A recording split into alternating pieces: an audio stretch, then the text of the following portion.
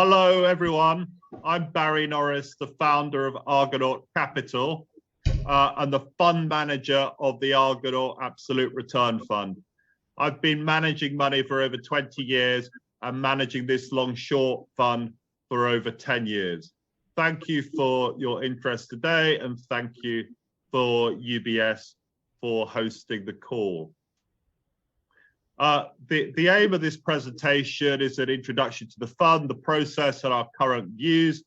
We're also providing links to our documentaries, which will give you more insight into our process and views, and we'll take some questions at the end of the presentation. We follow an earnings surprise investment style as opposed to value and growth. It generally works more consistently than other styles of investing, because earnings usually drive stock prices. However, there are some times where it works less effectively, usually because the macro regime changes, rather than we get lots of stocks wrong at the same time. I believe we're all macro investors first and stock pickers second. By that, I mean that the characteristics that the market rewards in stocks change according to the macro environment. Therefore, it's easy to confuse consistent performance with consistent macro. So I think what last year showed, if anything, is that it's much more difficult to generate year in, year out performance when the macro regime changes. Finally, I think if you purchase this fund, you are buying my best long and short ideas, not anybody else's, stocks that I've researched and which fit into my current macro view. I'm 100% responsible and 100% accountable for the performance of the fund, and I think that's a good thing. Let's now talk about fund process and investment philosophy. So the Argonaut Absolute Return Fund was launched over a decade ago and is the top performing fund in the sector over most time periods, including since launch. The aim is to deliver double-digit annualized returns, which are uncorrelated to the equity market and therefore most other funds. We have achieved this in each of the last 4 years and also in 8 of the last 10 years. Most funds in the sector launch on a fanfare of publicity and last only a few years. We've been the opposite. Uncorrelated returns, those with a beta of near zero, are difficult to achieve consistently, but they do diversify wider portfolios, helping the wider portfolio achieve better returns relative to volatility. They can never be replicated by passive funds. Our uncorrelated returns, we think, are much more valuable than low volatility funds that go up and down at the same time as the market and offer no diversification benefits. In addition, those low volatility funds now struggle to compete with cash given recent rises in interest rates. We believe, therefore, that the way active management survives versus passive is not by beta, but by double alpha. Let's go into the fund in more detail, working out how it works. So the fund is UK domiciled with sterling, euro, and dollar hedge share classes. The size of the fund is currently 100 million. It's been a lot bigger and it's been a lot smaller over time, as the popularity of absolute return and our own performance has fluctuated. Daily pricing and daily dealing has its advantages, but also drawbacks. But we have never refused either a redemption or a subscription. Performance is generated by our generalist macro view, supplemented by stock picking. We avoid groupthink behavior by avoiding the sell side and avoiding a consensus with a team of in-house analysts. We invest in Europe and the US. Gross exposure is capped at 200%. We aim to keep the beta of the fund between 0 and 0.5, though sometimes it fluctuates below that, and occasionally it might even fluctuate above that. We generally find, because our long book is lower beta than our short book, that we have to take quite generous net exposure to avoid having a negative or too negative correlation to the market. And I think that's particularly pertinent today. We're diversified through typically 40 long and 40 short positions. We only take positions in individual stocks, and the fund is liquid. If I were to fall under a bus, which is a question that we sometimes get, the fund would be liquidated within a week and the investments returned to unit holders. Let's now talk a bit about the capital cycle and why it matters.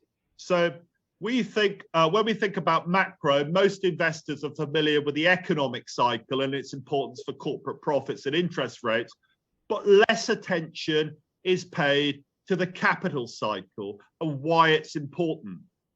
Bull markets don't last forever, usually because sectors, industries, and companies become too popular, capital is over-allocated, competition rises and profits fall. And new bull markets have different leadership, usually in previously unpopular sectors, industries, and companies which have been starved of capital.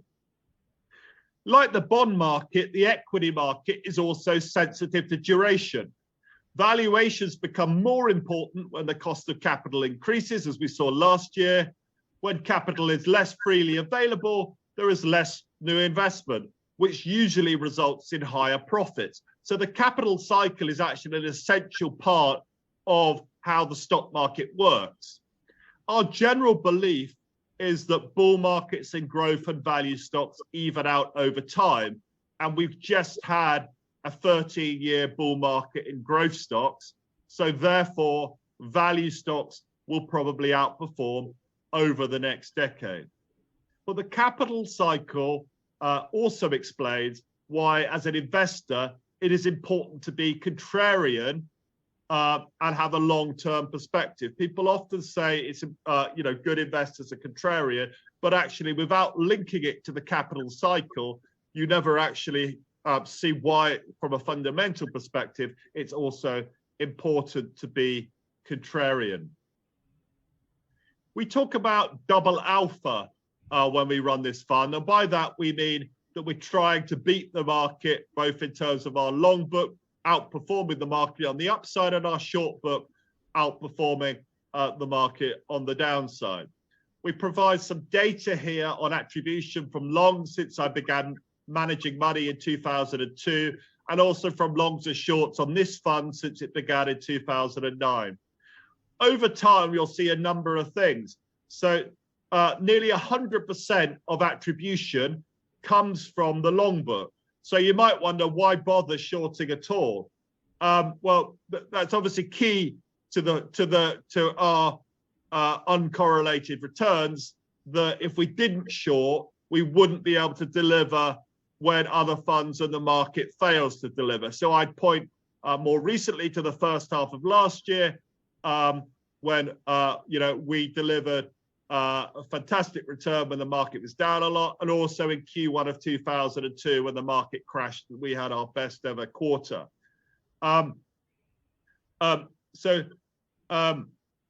You also see that over time, if you break even on shorts in what's largely been a bull market over 12 years, you've actually added a lot of short alpha during that time.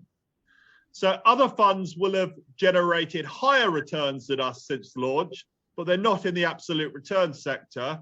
But those funds will have delivered at different times at the same time as the market and as everything else. So they've their returns are less valuable because they've happened at the same time as every other fund that you own.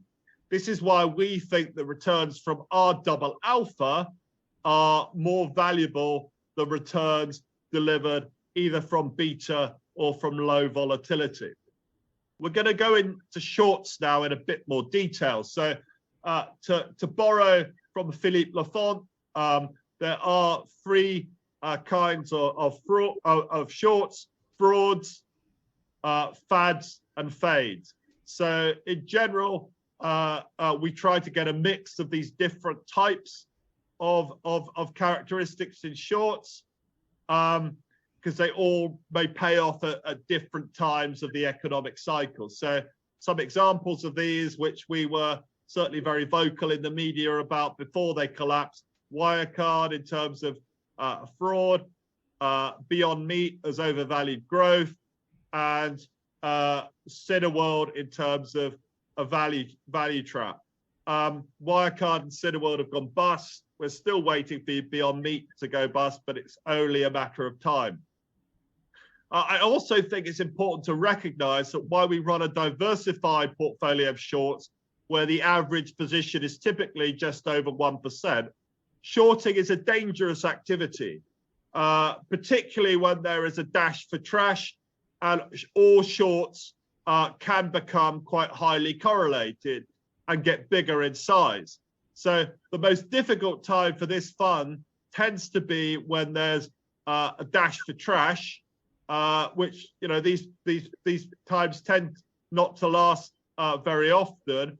But even though you could be diversified in terms of number of positions, if poor quality companies go up, that tends to mean that it's very difficult to make returns on a short book. That means that when this happens, we try to obviously find ideas which have got less than 100% downside, where we may be settling for 10 and 20% downside. But also we generally find that when shorting becomes really difficult, it's very rare for the market to go down more than a couple of days in a row. You know, you don't get sustainable bull markets led by low quality, so we don't get sustainable bear markets led by low quality stocks. And in that regard, we find that our short book could often be a canary in the coal mine, if you like, in terms of the overall market direction. When it starts to work, we generally become a bit more cautious and prepared to press our shorts. And when it doesn't, we move the other way, because we feel that the market structure as a whole is pretty well underpinned. We're going to talk a bit about our factor risk, which I think is particularly pertinent at the moment. So I think it's important for fund managers to understand their own investment prejudices. So I know that I'm naturally a bear and don't like the market going up, so I try and force myself to be bullish at times. And the strengths and weaknesses of their investment processes, knowing when their fund might do less well as knowing when it might do well. I think very few fund managers seem to have this self-awareness. So I found that the fund has historically worked best in flat to down markets, where you will see that our downside capture ratio is exceptional, i.e. when the market's gone down, we've actually gone up over time. But our upside capture ratio hasn't been that good. And the reason generally is because when we find ourselves in positive macro inflection points, we typically find ourselves through following an earnings surprise style with too much low beta stocks in the long book and too many high beta stocks in the short book. And you can see here from some style analysis that JP Morgan have done on momentum, which I think best equates to earnings surprise, in that if earnings surprise actually drives share prices and we've been successful, we will have a high degree of 12-month price momentum in the portfolio. But as you can see here, when the market actually starts to recover, 12-month price momentum in long and short books, when the market recovers from a bear market, is not what you want to have. Because on JP Morgan's analysis of this, any momentum style, the beta of the portfolio will be very low at market turning points coming out of a bear market, and therefore any sort of investment style which has a high degree of momentum will actually be most at risk just when this is bid for high risk coming out of the bear market into a bull market, however long that bull market lasts. And I think we can see here we've identified with the arrows when that is likely to happen. So some examples of this we launched in 2009, and actually my long-only funds, because I was correctly bullish, made over 30% in that year, but this fund only made 8%. In April 2020, having had a brilliant first quarter, I said that now is the time to buy the market. You've had loads of COVID stimulus, markets are going to rocket up. I went from 30% to 80% net long, and I didn't make any more money for the rest of the year. And similarly, January of this year has been very challenging, because even though we went from 60 to 80% net long, our short book had a beta of 3, while our long book had a beta of 0.5. But I think knowing this means that we have to kind of do a manual override of this factor risk to just inject some beta into the fund in order to neutralize this factor risk when we have some confidence that we're in some kind of either a sustainable bear market rally or a new bull market. So let's move on perhaps to some macro views and current positioning. The rest of this presentation is on my current investment views.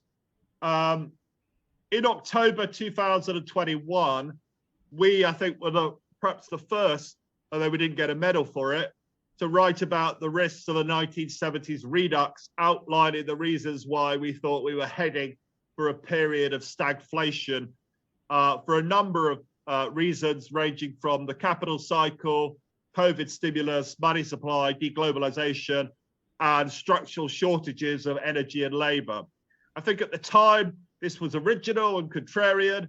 We even made a video about it on the Argonaut 1970s redux, which you can link to here. And I forgot to also say there's a link at the start of the presentation on our investment principles as well. And this remains our view. This remains our long-term view that the next decade will be a period of stagnation, of difficult returns, at least in a real term sense for equities, where the problems and opportunities will be very different from the last 10 years. However, we are also aware that at the start of this year, our views have become, if not popular, then less contrarian. And there was a danger in the short term that this stagflationary macro trade might reverse, resulting in a bear market rally that, unlike the ones in 2022, might last for more than a month. And I would also say this would be perfectly consistent with the experience of the 1970s, where there were periods of disinflation where risk assets and growth stocks rallied hard for a few months, only to disappoint. So let's go through some of the slides on what we mean by 1970s redux and parallels today. So as you see from the top left, in the 70s, there was a period of disinflation from 74 to 76, where inflation fell, and there was this fantastic bear market rally in 1975. So, for example, the FTSE fell by 80% in 73, but doubled in 75. And almost like this year, the rally started on the 1st of January. Top right, when inflation goes over 5%, it tends to be sticky, and it requires a long period of high real interest rates to cure. Bottom left, there were actually 3 real recessions in the US in the 1970s, but nominal growth never fell below 5%. And that's really important for corporate profits, because corporate profits live in a nominal rather than a real world.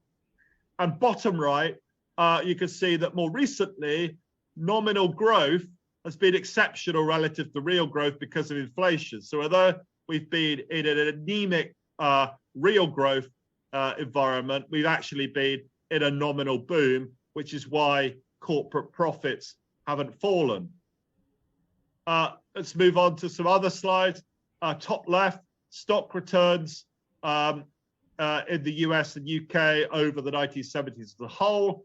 we can see that stocks are very volatile over the decade, but nominal returns are actually okay. You made money investing in equities in the 70s in nominal terms. The problem was because inflation was so high, your real returns were dreadful. So on the top right, in real returns because of inflation, had you bought at the top of the market in Wall Street in 73 and London in 72, you actually would have had a comparable return to if you'd bought at the top of the market in Wall Street in 1929. Not many people know that. The bottom left, because economic growth stayed high, earnings were actually fine. The problem was valuation, which you see the PE, which is the blue line here of the market, derated, whilst the gold line, which was earnings, actually went up. And if we look at the bottom right, we started to witness the same thing since 2015. Actually, earnings have done pretty well, but the derating you've seen has just been the thing that has caused negative returns for equity investors. So headline inflation is now decelerating. So top left, we're now in a period of disinflation, where no doubt Team Transitory will claim that they were right all along, that just transitory meant 2 or 3 years rather than 12 months. And soon Fed funds and CPI will start to converge, and we'll probably have a positive interest rates, which is what across the curve, which is what Chairman Powell has suggested he wants. Top right, this will mean probably a pause in the rate hike cycle. I don't believe it will lead to cuts, but it will probably lead to a pause. And then bottom left, you can see money supply. You had unprecedented money supply growth in the US during COVID, equivalent to what happened post financial crisis in 2009 in China. Money supply is now negative in the US, but it's accelerating in China. And bottom right, you can see the dollar has peaked, and I think that's really positive for global liquidity and for global growth. And that means, I think, that we'll see purchasing managers' indexes rebound, and actually global growth will accelerate over the next few months, not decelerate. So I think, I think obviously it's a market at the moment where some people think we're going into recession, and equity markets are a sell on that basis. I disagree with that. I think that economic growth, at least in a nominal sense, is proving very resilient. And I think all of this, with headline inflation falling at the same time, will make it look to people as if we're entering a soft landing or a Goldilocks period. And I think this transitory Goldilocks, as I've termed it, will lead to a sustainable bear market rally. And it'll be a bear market rally rather than a new bull market, because it will be led by many of the old favorites rather than new leadership, and it won't last. But it'll be enough to suck everybody back into the market, thinking, we're back in the old paradigm. And I think just when we think that inflation is dead, like Freddy Krueger from The Nightmare of Elm Street, it's going to come back from the dead and cause a further leg down in markets. So let's have a look at the trade-off between inflation and unemployment. This is one of the reasons why I think inflation is not going away. So top left, usually higher unemployment is required to bring down wages. This is more important in a period of deglobalization, because you can't just outsource everything to China. Top right, US wage growth is not yet decelerating. It's still growing quite strongly. Bottom left, help wanted still exceeds unemployment by a factor of 4. And bottom right, housing inflation's moderating. Comps are a lot tougher, so it should start to actually come down. But all housing markets, particularly in the US, are still very much supply constrained. So this is not going to go away in terms of, I think we're not going to have a housing crash simply because housing is very supply constrained. All of this means that inflation will probably stop falling by the summer or Q3, because we're through the tough comps and service sector inflation just proves too sticky. So manufactured goods will turn negative. That'll bring the average down.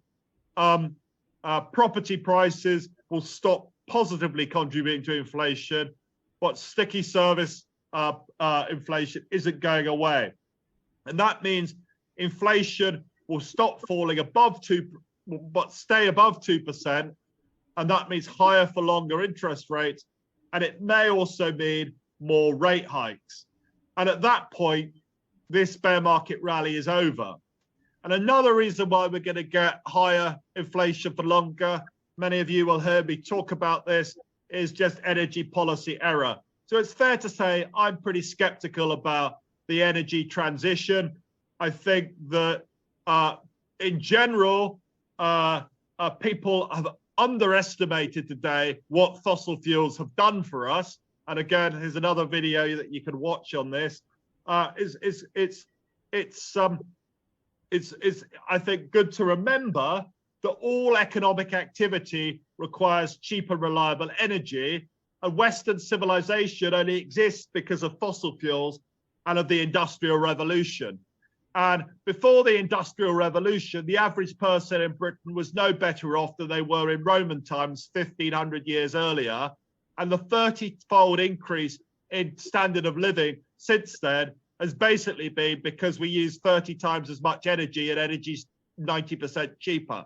So if we're going to go into a period where we phase out fossil fuels and replace it with the kind of energy that we used before the Industrial Revolution, which was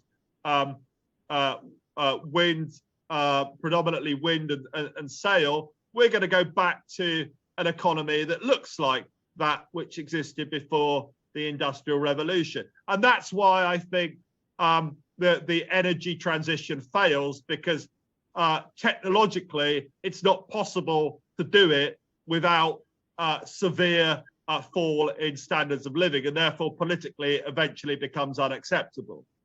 And that, of course, means that we think that we'll be using fossil fuels in 50 years' time, and it's not a sunset industry, and therefore it requires huge amounts of new investment. So some slides to flesh this out. Top left, we've seen the energy transition resulting in not just more expensive power prices, but more volatile power prices. That's here to stay, because if you move to wind and solar, it only works some of the time, and battery storage is just ludicrously expensive. So we've worked out that at current battery prices, it would cost you £1 billion to store enough power for the UK grid for 12 minutes. So it's anybody that says that wind and solar can be stored on batteries are smoking something. And I think Elon Musk said that the other day, and I don't know whether he was smoking something at the time, but he probably was. Bottom left, you can see why Europe's response to the energy crisis is structural and will only get worse over time, unless, of course, we believe that we're going to have mild winters forever. So ironically, climate change may be the solution to Europe's energy crisis rather than anything else. And then bottom right, Europe's at a significant disadvantage through having no indigenous fossil fuel production, unlike the US. So the reason why the US has all this cheap gas is that they allow drilling for gas. And that's a structural advantage for the US, which means that any power intensive industry will relocate eventually outside of Europe to the US or more favorable places with cheap fossil fuel energy. And just touching on some of the opportunities here in energy, top left, this is the clean tanker index. People, when they look at shipping, think that all shipping markets move at the same time. At the moment, you've got a bear market in container shipping and dry bulk and a bull market in tankers. And in tankers, we love product tankers, tankers that carry gasoline or diesel or refined product. And the reason for this is, one, there's no order book, and they take obviously years to build, and the shipyards are full building container ships. But second, Europe has shut down so much refining capacity, as has the US, and new refineries are not being built. So we have to import all of our diesel and our gasoline.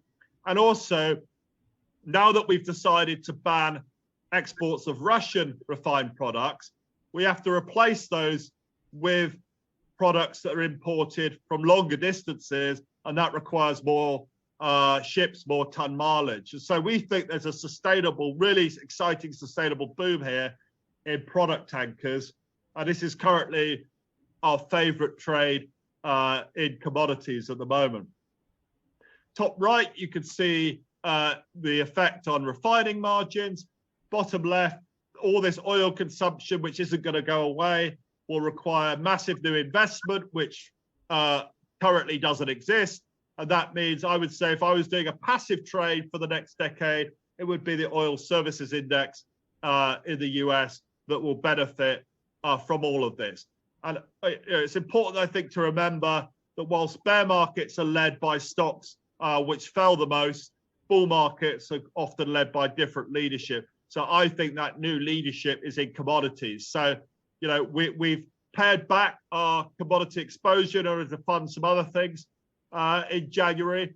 But, you know, we think commodities are going to be the place to be over the next 10 years. And when this bear market rally ends, we suspect we'll be adding back to our commodity positions in many more other things. So I'm just going to finish and leave some time for questions. I've rattled through all the slides in absolute record time in order so we can have some time for questions. So just a real summary of where we are now. 2023, all the positives are front-end loaded. Disinflation, China reopening, mild winter, avoidance of recession, tech cost cutting, risk-averse positioning. It's therefore a window of opportunity for risk assets because it will look like Goldilocks. But it's important to remember it will be transitory Goldilocks. So it's not a bull market. It's just a window of opportunity. But it will, I think, last more than a month, which is why we've changed our portfolios. And it's why I think it will last. It will be a tradable opportunity. But it's important to remember that probably by the summer, these positives will have faded away and we'll go back to a market that will look more like the market that we had last year. So during January, we changed our portfolio quite a bit. It's obviously partly due to what we were thinking about at the start of the year, partly due to performance pressure. Our net increased from 60 to 80%. We changed half of our short book because we just had too many stocks that could go bankrupt where there was too high a short interest.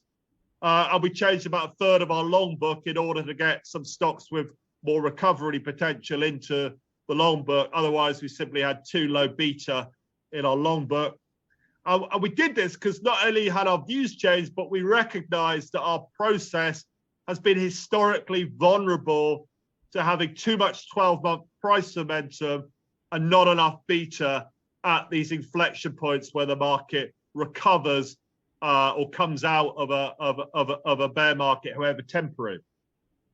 On recent performance, there's good news and bad news. The bad news is the fund lost 10% in January, all through our short book and all in the first couple of weeks. And it was the third best month in 35 years for high risk, high beta assets. So, you know, if you'd have told me that, I'd say, you know, we're not going to do well in that sort of environment. You can't hedge for that kind of risk up the third best month in 35 years, where you're also at the same time hedging for the complete opposite of that. And it's in line with how obviously the fund has behaved at Turning Point. But I think the good news, and here's why I think the fund is interesting at the moment, is obviously, unlike everything else that has done well so far in 2023, the fund didn't halve in value last year. And I also think, partly because of some of the changes we made in January, we've had a great start to February, where the fund is up more than 4% so far. And anybody who has bought the fund after a bad month has usually done pretty well. So we remain confident of achieving our performance target for the year and making it 5 years in a row of double-digit annualized return. And with that, we can open for questions. Hi, Barry. We have had some questions come through. The first one is, can you give us an example of a new long or new short position taken in January? Yeah, so I think all of these are in the context of what we're trying to achieve in the portfolio, which is to have a bit more high beta in the long book and a bit lower beta in the short book. Now, we're never going to have a beta of, more than one. Frankly, if you want a beta of 3, now is the time to buy Cathie Wood for 3 months. But in the context of what we're trying to do, clearly it becomes really difficult at this time to have a positive return, which is also uncorrelated. So we have to kind of drop the religion on uncorrelated returns, because I'd rather have a positive return than an uncorrelated return. And that's temporary just because it's pragmatic.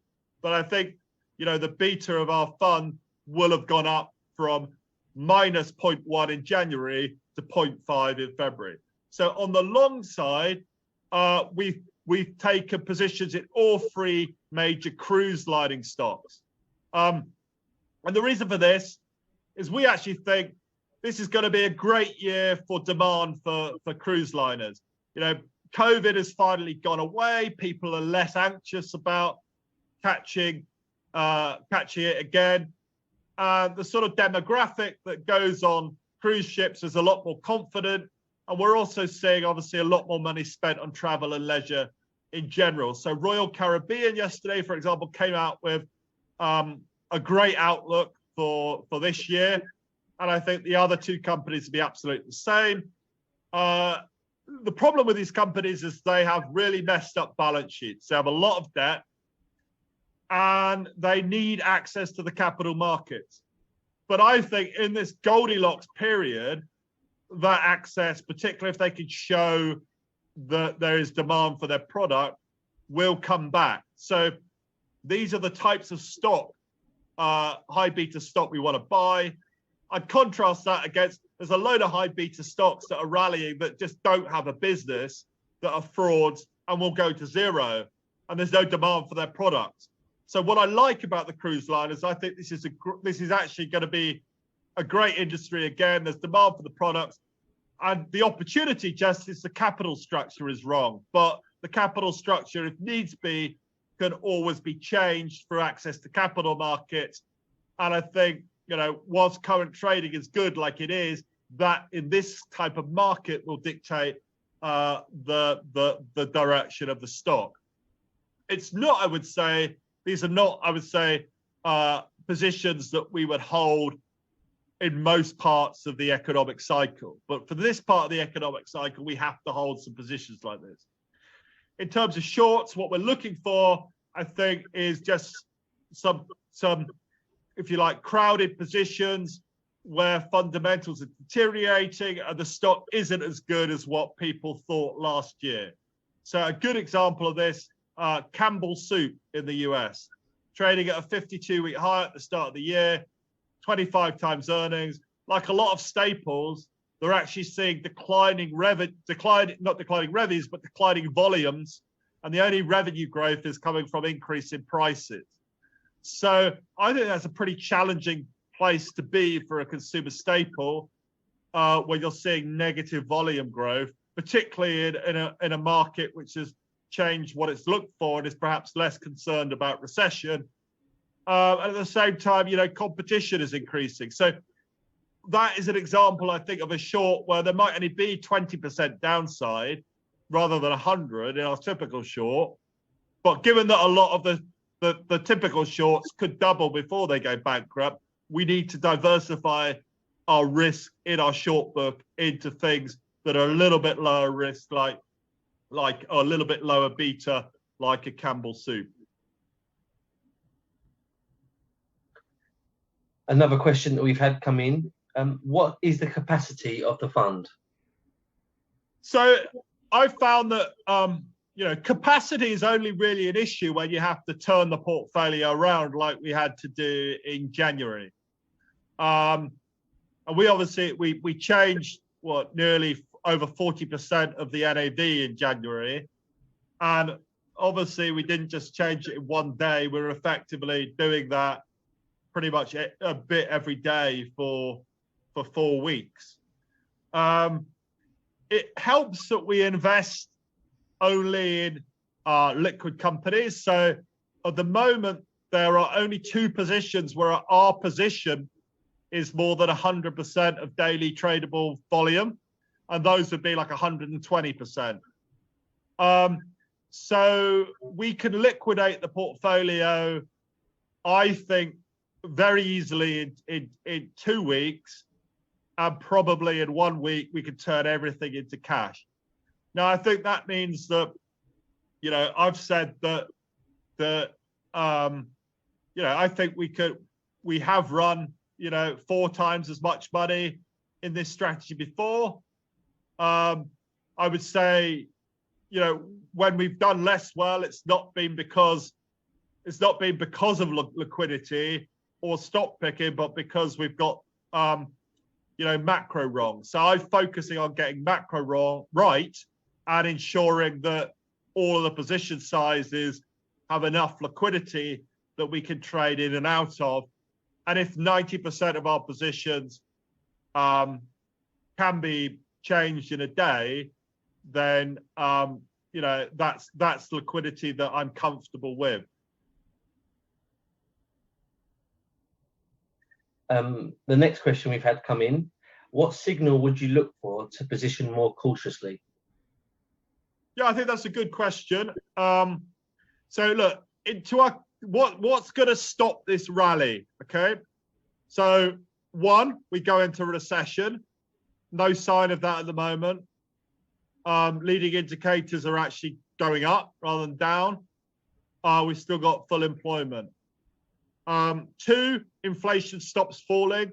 From a headline basis, inflation will keep falling over the next few months just because the comps are so high. But I think inflation will stop falling by the summer, and that's when we're going to get inflation. I think gets stuck around 3-4% in the summer, and that's when the bear market rally ends. And I think thirdly, the signal that we get is just our short book. I mean, I'd say at the moment we've obviously taken the beta down in our short book, but we still have smaller position sizes in stocks that we think are going bust. When those stocks get sold, and when they start underperforming, and when they go down, when they have profit warnings, which hasn't been the case so far this year, that's a sign to us that the structure of the market is less favorable. So, typically, what we've seen year to date is stocks that miss profits on reporting have actually gone up more than stocks that have beaten. And that's not a very good environment to be a fundamental investor or to have a short book. And this is usually a sign to us that, you need to take the short book down when it's not working, and you only press the short book when it's starting to work, a number of days or weeks in a row. And I think, so we get this signal from our short book, and what we've seen so far year to date is even when the market has gone down for a couple of days, a lot of the high beta stocks aren't really underperforming on those days. So I think that's a bullish sign for the market as a whole.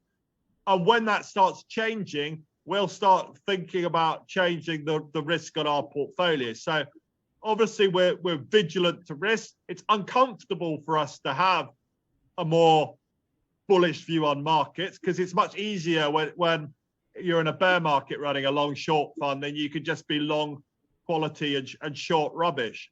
And I think it's much more difficult, which is why historically we found it more difficult to neutralize your beta and accept a higher correlation to the market. By higher, we're talking about 0.5 rather than 0, because I'm fighting my prejudices there. But I think what I'm really pleased about is what we're seeing post the changes that we've made to the fund, where we're having a great February so far, and actually as an active manager, you don't necessarily see, obviously, you don't see that in performance straight away, or in the month you make the changes, the results of those changes. But I think, what we've done in the changes to the portfolio in January are actually a very mature way of looking at when our strategy does less well, when it's vulnerable, and what we can do about it in order to have a better upside capture ratio, as well as obviously an industry-leading downside capture ratio.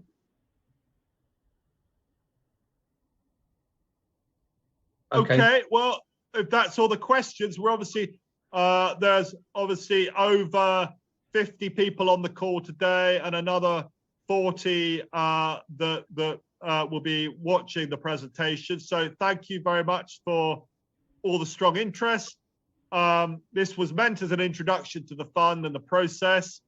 Please watch the documentaries, and obviously we're delighted to follow up on any questions and to have a one-on-one to go into more detail.